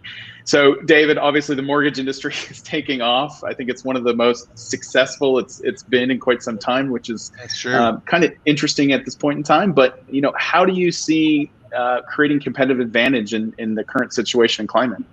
Well, there's two ways primarily that I see, especially when I look at Unique. First of all, it's a consistency of delivery. When you're dealing with the kind of work volumes that are going on right now, and you're working the ridiculous hours that many mortgage lenders, loan officers are working, your patience gets short. So when you look at having a digital human that has a consistent response, no matter what time of the day and hour they're calling. And so the other advantage that it has is you can get a consistent experience, and here it is, 24/7. So if you're a borrower wanting to get a status of your mortgage loan, you wake up in the middle of the night, you can't get a hold of your loan officer because he's finally getting a few hours of sleep. Now you can log into the system and get a consistent response, and it's an emotional response. I think that's the part of the Unique formula that I'm probably most excited about, is it brings an emotional component. We use Alexis right now, Alexis in the system right now for, hey, bring up this file, what's the status of this loan? And you get that computer voice. It's not got the emotional component. What I love most about what Unique is bringing out with the digital human is a little bit of humor, and mixing that in, it's going to create a significant advantage for anyone in any industry, but specifically in an overworked financial services industry such as we find ourselves. Yeah, really good point, and even a better segue, because what we've talked about is kind of the role that digital humans can play from an NLP perspective, from a high volume perspective. But one of the greatest aspects and value propositions that we can bring to the table is around adding EQ into your AI and having that emotional connection, creating that brand experience. So, Lavinia, let me switch back to you. And as we take a look at the construction of a lifetime customer value, which is probably one of the most important elements in any type of SaaS business, what role do you think the emotional connection plays in helping to deliver that brand experience? I mean, well, overall, I think everyone would believe that service delivery matters a lot in building lifetime value. And you can tick along with the same provider of a particular service, billing you every month and everything. But it's the moments where you have a need and how the brand reacts at that time that really matters. Right. And so over time, what we've seen, as businesses are driving for cost control, they've pushed more and more of that customer interaction into digital channels. And, that's been great for the bottom line, but it's not clear how good it's been for fostering, long-term customer value. And it's not clear how it's helped companies really differentiate their customer experience, relative to their competitors. And so digital humans are a way to kind of walk that middle ground. You can still deliver the cost savings to your CFO, but be able to turn it into more of a brand building experience that your CMO is going to like. And I think there's particular scenarios where that's going to be, that type of interaction is more valuable and more important. And in particular situations that have a really what I'd call a high emotional tenor. And that's where I think digital humans will thrive. So examples that would immediately come to mind are anything that's kind of like a medical or a healthcare scenario. You know, you don't want a chatbot delivering your results to you, or sometimes even sort of taking your symptoms when you're not sort of feeling well. You know, HR or recruiting, when you're, you know, going to a company and seeking a job, like maybe you want a little bit more humanity in that experience, you know, any type of counseling service. And then I think some other scenarios that will be really important to have more kind of humanity in your digital channels are, you know, many scenarios today that should be brand building, but often come across as sort of like a data gathering thing. And here I'm thinking of, you know, concierge or check-in experiences. If I'm a hotel, if I'm a rental car company, you know, you go and try and get your car and they want to take all this information from you. And what it should be is someone being able to have that kind of human connection with you.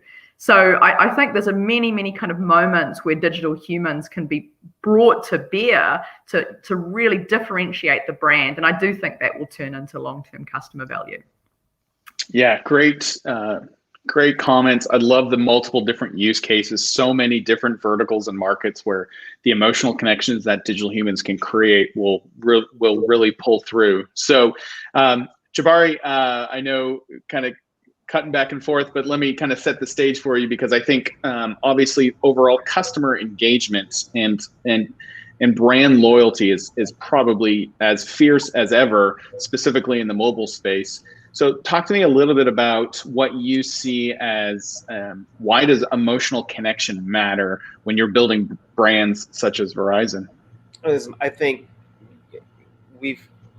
earlier today we had a conversation around brands talking at people as opposed to with people. I think a lot of times brands believe that, you know, what they say about themselves is really important, when really the truth of the matter is a brand's identity is based upon what a person can do with you, right?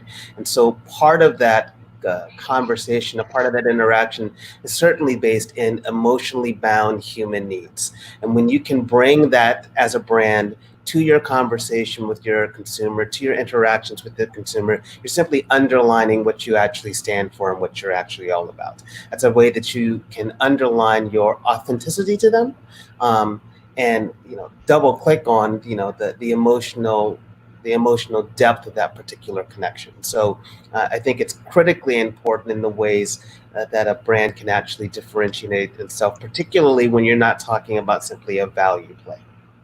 As a marketing person myself, I love that so many different aspects of the business are still thinking about brand and relevance and customer engagement. I think it's fantastic. All right, let's move on, and I want to kind of go around the horn and just hear some of the thought process of where we think digital humans are going to be and where we think they're going to be most impactful in our daily lives. We talked about some technologies already.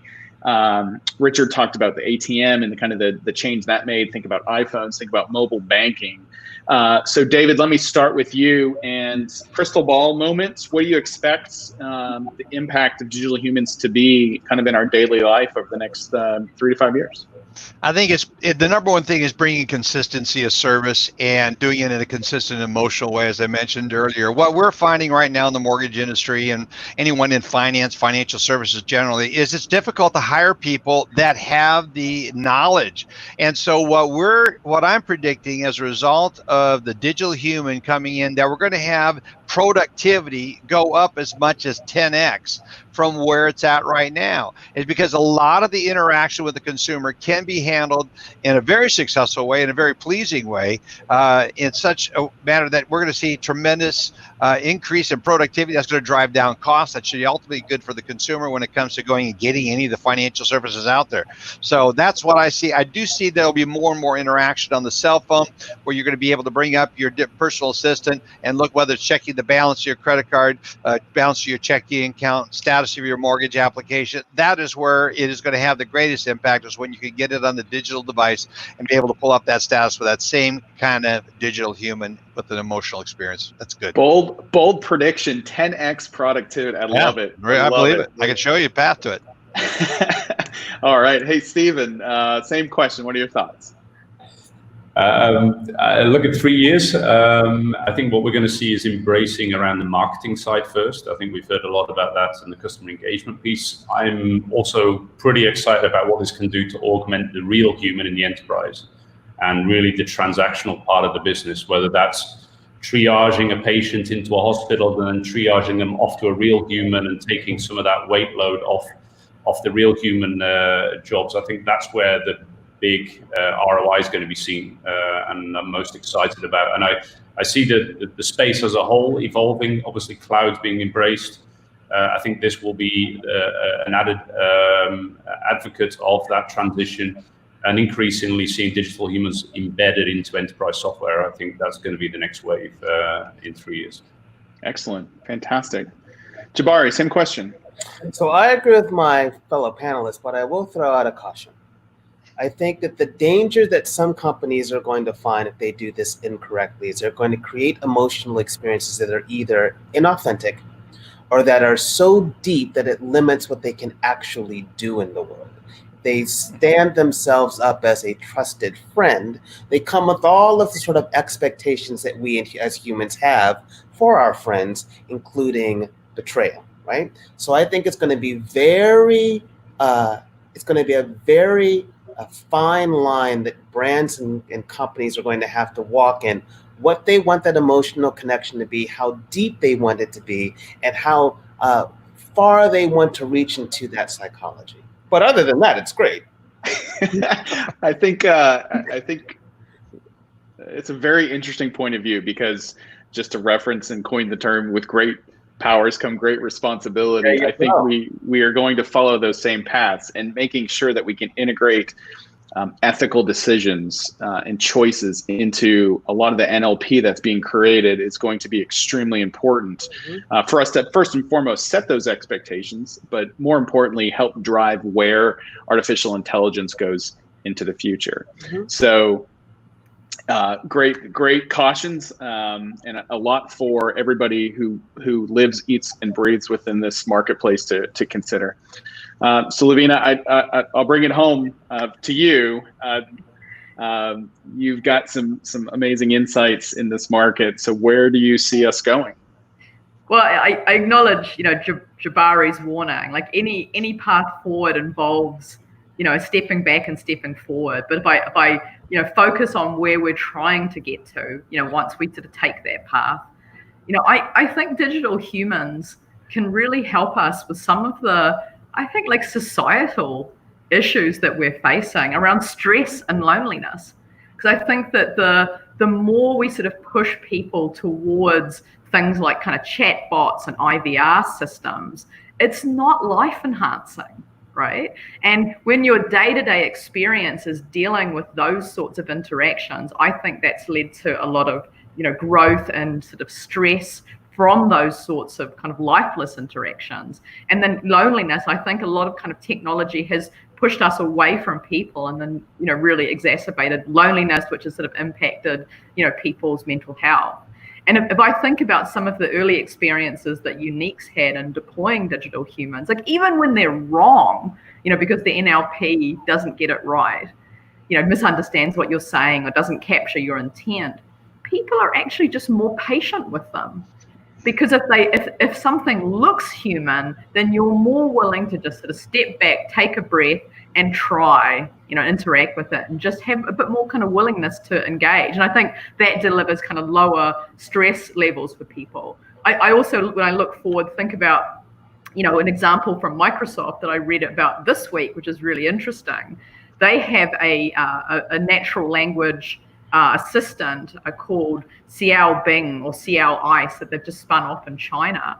And, when people, this is the loneliness problem, but people are saying that they're happier to talk to their virtual assistant than like some of their actual real friends. It's kind of sad, but it's answering a need that people have for human connections. I think there's a sort of a tremendous amount of sort of stress and loneliness growing in the world in terms of where technology's taken us. So putting that humanity back into the interactions that we have in the world, I think will bring a lot of like really positive things for just how people feel. And that'll be good.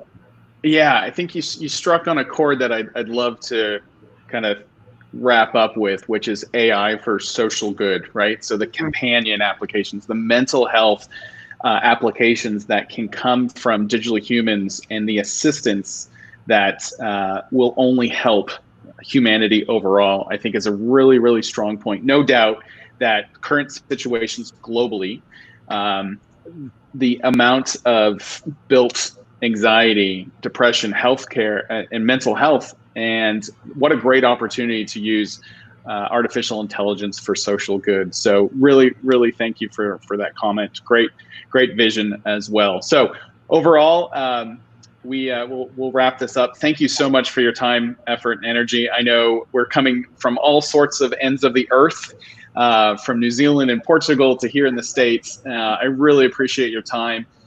Thank you so much for everything today, and we'll continue the conversation on. Thank you. Thanks. All right. So as we kind of see that exodus, Q, maybe you'll jump on and join me, but just wanted to pivot to some closing remarks for the first inaugural Digital Humans Day event. It is actually time to come to a close. I know there's probably some sad eyes in the face on that, but some great content. First and foremost, Q, I'd like to personally thank you. I'd like to thank Trends Exchange for this opportunity to really bring a thought of what Digital Humans Day could be from a concept all the way into a reality. So thank you for that. You're welcome. Thank you for putting together the content and just the way you hosted this event. I wouldn't have changed anything about it. So I love it, and thank you for being a wonderful MC. Excellent. So just some conclusion and some thoughts just to bring it all back together. This has been a great opportunity to learn about the AI market, what conversational artificial intelligence even means, what's included, what's not included, and then just to really get the crystal ball vision of where people think this is going to go. So a lot of positive attributes, a lot of some warnings that we need to, as a collectively as a market, be very aware of and understand how we progress this technology. First and foremost, I'd like to personally invite everybody here to really dig into the unique creator that Danny touched on earlier, and the significance that is going to pull forward. That'll be available over the next 24 hours. You can go to digitalhumans.com and really begin that free trial to design, develop, and to deploy your own digital humans.